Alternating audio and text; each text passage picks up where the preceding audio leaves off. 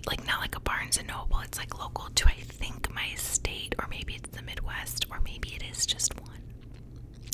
Anyway, a more local than the big doesn't even matter. Does not even matter. We're gonna move on, Jenna.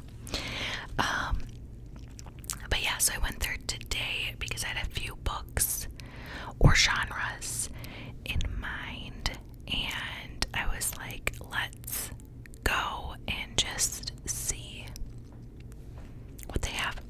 So I found 4 books. I don't know if that's enough to do a haul, or I didn't think it was enough to do a haul, but then I thought, you know what? Me as an ASMR viewer love watching any sort of book content, even if it's someone tapping on and like talking about one book. So if someone put out a video with 4, I'd be thrilled. So I thought, let's have that attitude and make a video out of it, okay? Alright, let's begin. I kind of want to begin with one that I did purposely go in to get. Like I knew I wanted, and it's been on my, TBR list, but I never actually bought it. So let's start with that one. I forgot to mention, all 4 of these books I have not read yet. So if you have read them, please keep your comments and your reviews of them spoiler free, okay? I want to know what you think, and you can tell me your thoughts. I really do want to know, but please keep it spoiler free, okay? Thank you. Okay, let's start.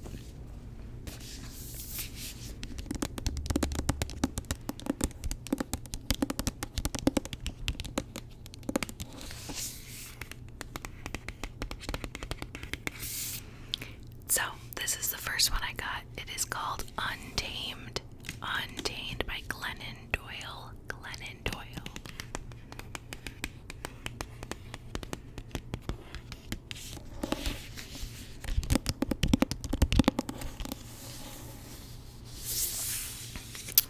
So, this one, I'm sure you have actually probably heard of it. It was super popular literally like 4 or 5 years ago, I want to say. When was this made?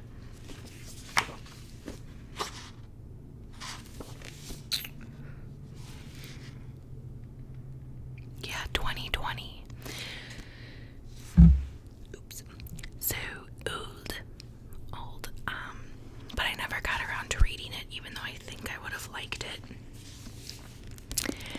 And so it's been on my TBR list, like in my notes app, for 4 years.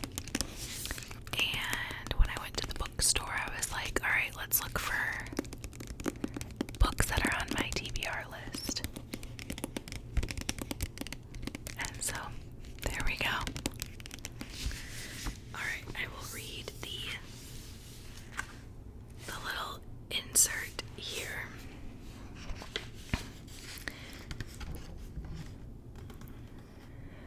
This is how you find yourself. There is a voice of longing inside each of us. We strive so mightily to be good partners, daughters, mothers, employees, and friends. We hope all this striving will make us feel alive. Instead, it leaves us feeling weary, stuck, overwhelmed, and underwhelmed. We look at our lives and wonder, wasn't it all supposed to be more beautiful than this? We quickly silence that question, telling ourselves to be grateful, hiding our discontent even from ourselves. It's powerful stuff. Should I keep reading, or should I? I'm gonna keep reading and just see but it might get too long here, I don't know. For many years, Glennon Doyle denied her own discontent. Then, while speaking at a conference, she looked at a woman across the room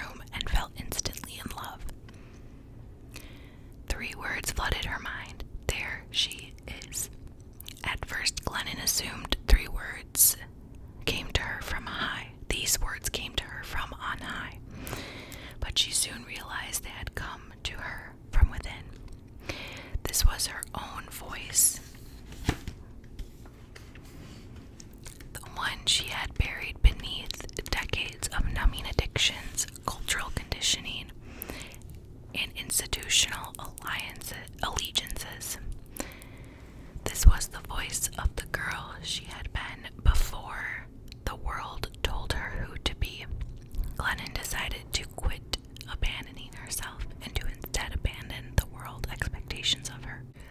She quit being good so she could be free. She quit pleasing and started living. I think I'm going to end it there because that other paragraph just looks long and you get the idea. So it is a nonfiction. I don't know if it qualifies as a biography or something.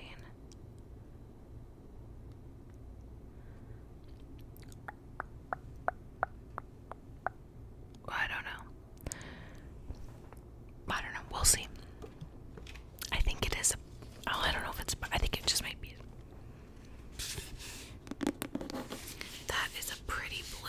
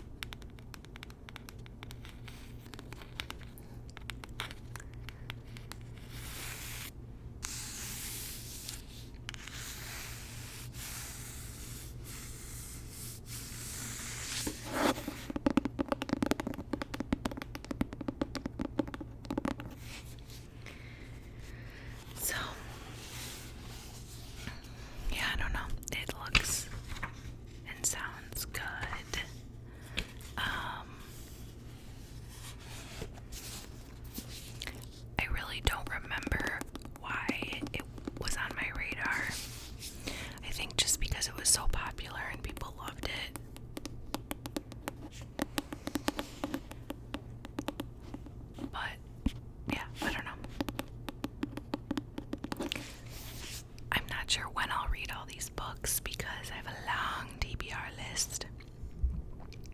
But obviously when I read them, they will probably be in my monthly recap videos. So, obviously when I read them, I will eventually talk about what I thought. So, if you're interested, my monthly recap videos for the next few months will probably have a few of these, if not all. I don't know. I've got a long list of books to read, and it just keeps growing. I'm sure you know the deal. Okay, let's go into... So this one is a fun one, I think. I don't know.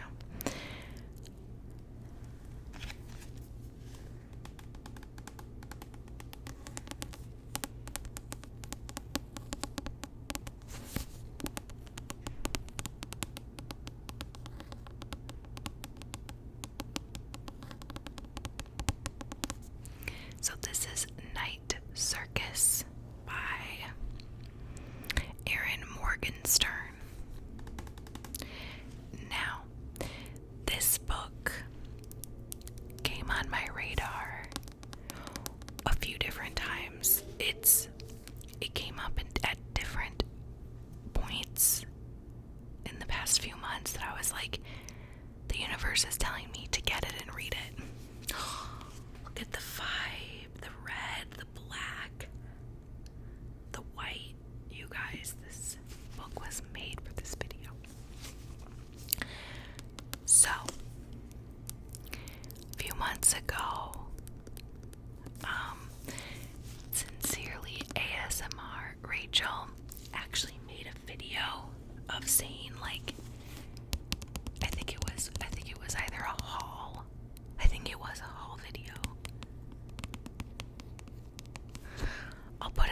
screen probably what it was. But she got this book because she saw it, I think, through some YouTuber, I want to say. Anyway, she talked about it and it sounded interesting enough. I really didn't jump to buy it, but I was like, okay, mental note, sounds like a good book. And I also was, anyway, so, mental note. Fast forward about 2 months after that, I was hanging out with some friends, and a girlfriend brought it up and said that she hopes that it becomes a movie. We were talking about It Ends With Us, and we were like, what books do you want to see as a movie? And she said The Night Circus. And I was like, oh my gosh, Rachel, sincerely ASMR, just talked about that. At the time it was like a month prior, but in my head I was like, that's weird. I know I recognize that book name. So I was like, okay, I've gotta look into it, you know? So then, I still didn't buy it though, on Kindle or Amazon or whatever. Today, when I went to the bookstore, I was asking the worker, I said, hey, have you heard of the book Night Circus? It's kind of on my radar, but I'm not sure. And she goes, that is a must read. I'm taking you to it now.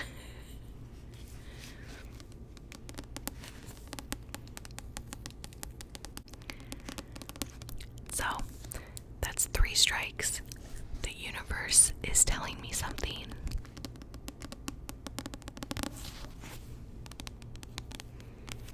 It was just too many signs to say no to, so I'm going to read it now. If you're unsure what it's about, I've never heard of it until Rachel mentioned it. It is about I literally cannot see because it's so dark here. Okay. The circus arrives without warning. No announcements preceded. It is simply there, when yesterday it was not. Within the black and white striped canvas tents is an utterly unique experience, full of breathtaking amazements. It is called Le Cirque de Rêve. I'm saying it like a Spanish accent. Le Cirque de Rêve.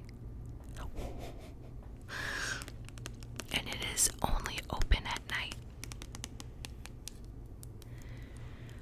But behind the scenes, a fierce competition is underway. A duel between 2 young magicians, Celia and Marco, who have been trained since childhood, expressly for the purpose by their mercurial instructors. Mercurial. Oh gosh, you guys. This book might be too smart for me, my God. Unbeknownst to them both, this is a game in which only one can be left standing.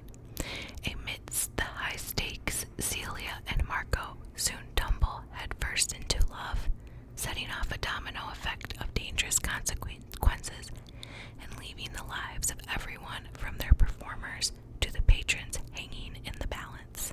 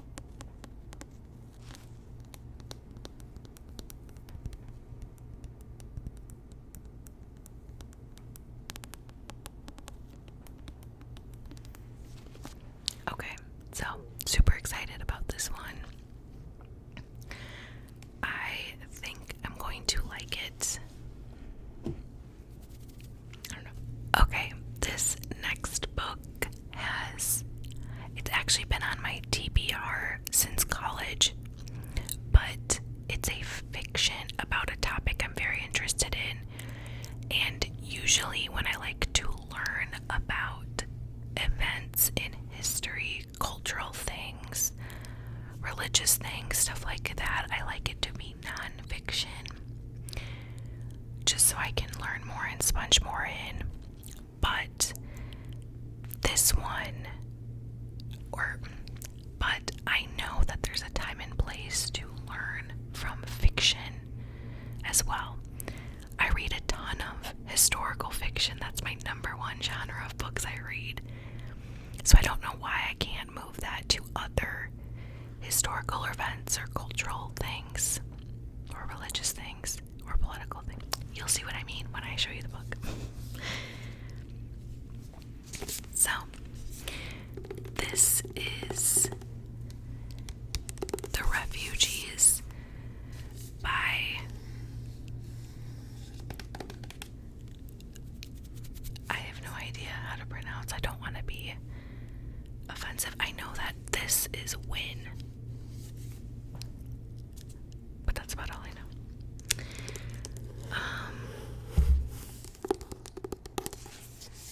So it's on my list, and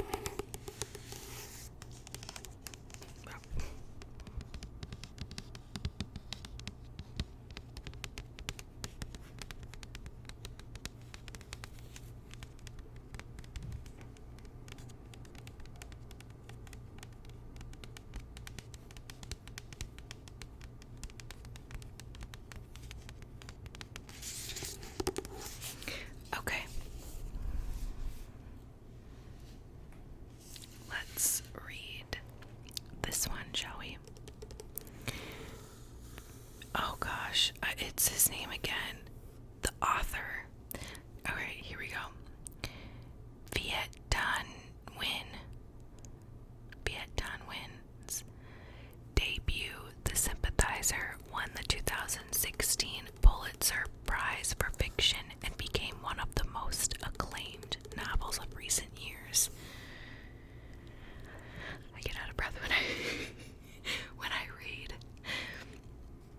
Its author recognized as an important contemporary writer and thinker. His beautiful and deeply moving new book, The Refugees, is a collection of perfectly formed stories written over a period of 20 years. In these powerful stories, set in both Vietnam and America, Nguyen paints a vivid portrait of the experience of people leading lives between two worlds, the adopted homeland and the country of birth. I think I'm going to read the second paragraph because it seems interesting. With the same incisiveness as The Sympathizer, The Refugees, Viet Thanh Nguyen gives voice to the hopes and expectations of people making life-changing decisions. This is so embarrassing. Life-changing decisions to leave one country for another, and the rifts in identity, loyalties, romantic relationships, and family that accompany relocation. From a young Vietnamese refugee who suffers profound culture shock when he comes to live with two gay men in San Francisco, to a woman whose husband is suffering from dementia and starts to confuse her for a former lover. Oh my gosh. To a girl living in Ho Chi Minh City whose older half-sister comes back from America, having seemingly accomplished everything she never will. The stories are a captivating treatment to the dreams. These stories are a captivating testament to the dreams and hardships of migration.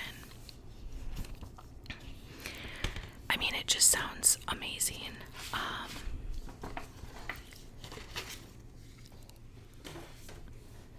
I remember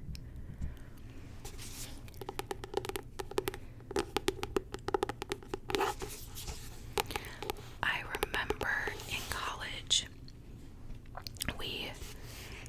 I was part of a volunteer group, and we would work with some refugees that came to the city,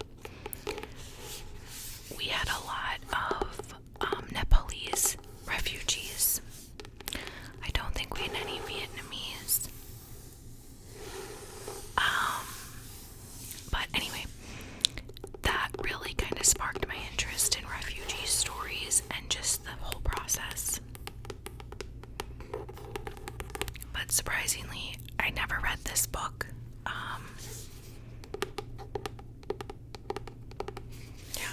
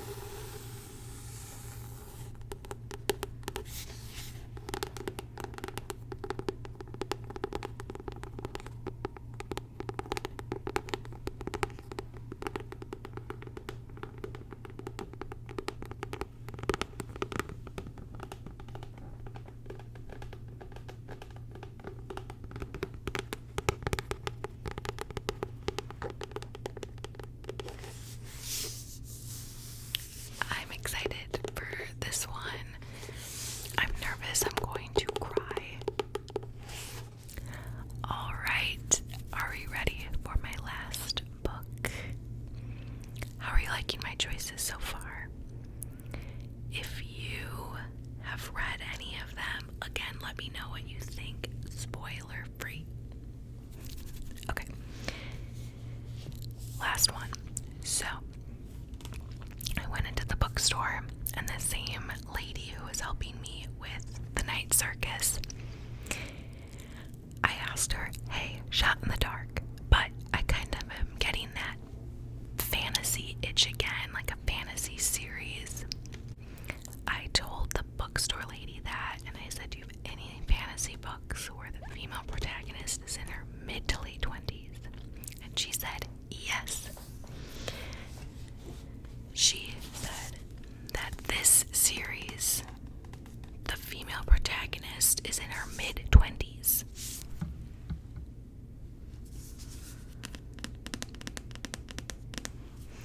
It is The Serpent and the Wings of Night.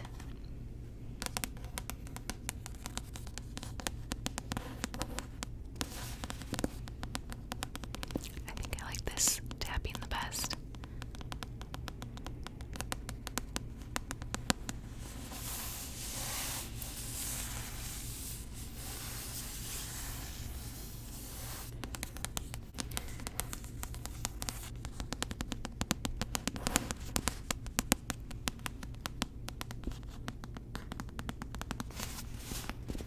I have not read a fantasy book since.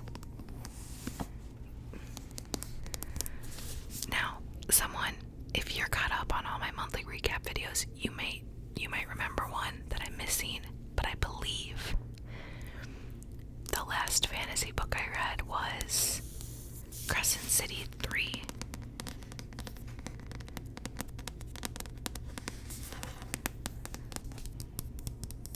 Which was months ago.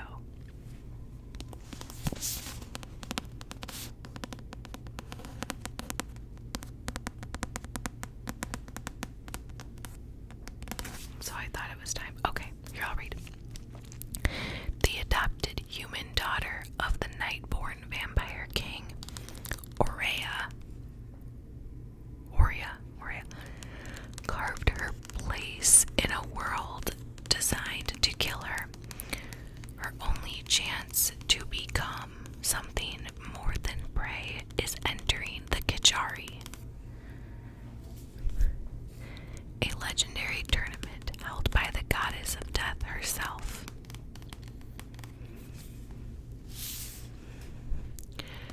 But winning won't be easy